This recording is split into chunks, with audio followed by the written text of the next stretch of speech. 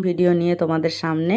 এই দেখো আমি একদম রান্নাঘরে চলে এসেছি, কিন্তু আজকে কিন্তু সকালের কাজবাজ দেখালাম না তোমাদেরকে। তো এই দেখো খুব তাড়াহুড়ো ছিল, বাসি কাজ সেরে নিয়ে চলে এসেছি রান্নাঘরে। টোটালি ভাত রান্না হয়ে গেছে, এখন তরকারি সমস্ত সব কিছুই তোমাদের সাথে শেয়ার করব। দেখো আজকে আমি কি বানাচ্ছি, আজকে রাতের এবং দিনের দুবেলাকারই খাবার বানাচ্ছি।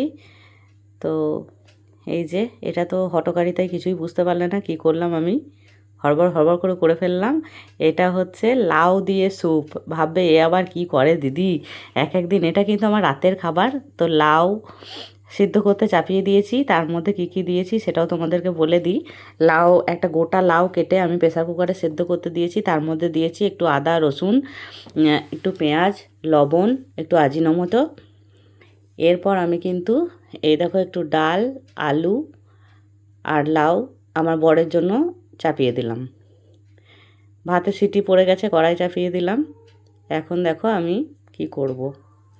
এখন একটু সবজি সিদ্ধ করে রেখেছিলাম, সেটাকেই এখন খাবো। প্রত্যেক দিন একদম সিদ্ধ ভালো লাগছে না, তাই কড়াইয়ে তেল দিয়ে দিলাম, পেঁয়াজ দিয়ে দিলাম, কেটে রেখেছি একটু টমেটো। এই দেখো ক্যাপসিকামটা কাঁচা আছে, ওটাকে আর সেদ্ধ করিনি, নাহলে একদম ল্যাটপ্যাটে হয়ে যেত।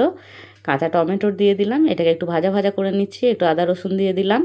এরপর দিয়ে দেবো আমি মিওনিস, আর দিয়ে দিচ্ছি সিজিয়ান সস। এটা হচ্ছে মিওনিস, আর আগে দিলাম এটা সিজিয়ান সস। এরপর নুন দিয়ে দিলাম একটু। সবজিগুলো সব ফেলে দিলাম, এই যে ভাজা করে নিচ্ছি। দেখো কত সুন্দর কালারটা এসেছে, এটা ঢেকে দিলাম। এখন পাশে কিন্তু আমি গোবিন্দভোগ আতপ চালের আমার জন্য ভাত চাপিয়ে দিলাম। হয়ে গেল আমার সবজি রেডি। বাড়িতে ছিল অনেকগুলো ভেন্ডি, আর ভেন্ডি আমার বর খায় না, আমাকেই খেতে হবে, তাই এটার কিছু ব্যবস্থা করতে হবে। হালকা করে ভাপিয়ে নিয়ে আমি এই দেখো সয়া সস দিয়ে কিন্তু এটাকেও নাড়াচাড়া করে নিলাম। হালকা সিদ্ধ করেছি, এতক্ষণ আমার লাউ কিন্তু সিদ্ধ হয়ে গেছে। লাউটাকে মিক্সি জারের মধ্যে ভরে নিয়ে একটু ঘুরিয়ে নিলাম। ইতিমধ্যে আমার ভাতটাও রেডি হয়ে গেল, এই দেখো মিক্সি জারে ঘুরিয়ে নিলাম।